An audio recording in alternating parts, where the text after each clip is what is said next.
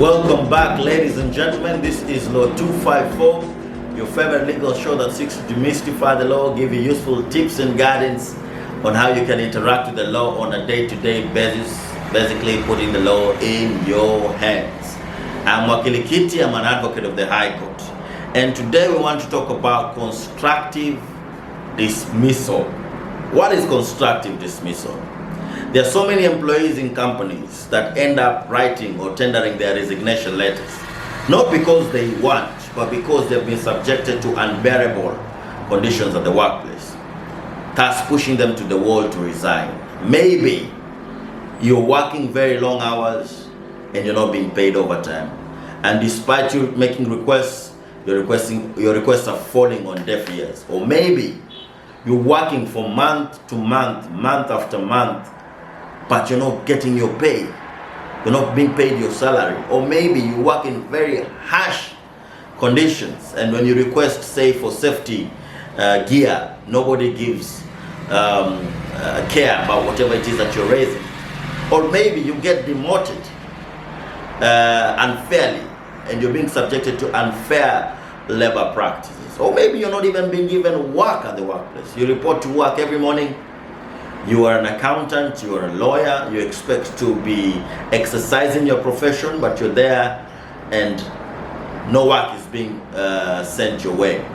And consequently, because of what you feel, you decide to tender in your resignation. And you're now there seated at home wondering, but I tendered in my resignation. I do not have a case because my employer has my resignation of me saying that I wanted to resign. So you're thinking, I do not have a case. Well, we've got news for you. The law has something called constructive dismissal. So constructive dismissal is a situation where you end up resigning involuntarily. So you end up resigning not out of your own volition, because the circumstances have pushed you to the wall and have forced you to throw in the towel. If that happens under or in the eyes of the law, you still have a legal recourse, and through the facts that you're gonna tell us as lawyers, you're gonna establish that you resigned not because you wanted, and we can enforce your damages for up to 12 months salary. So don't sit out there and imagine all is lost. If indeed you resign because the employer wanted to make life unbearable, you still have a case, and you're still entitled to damages. As always, this is Law 254. We've gone away for a while, but we're back now.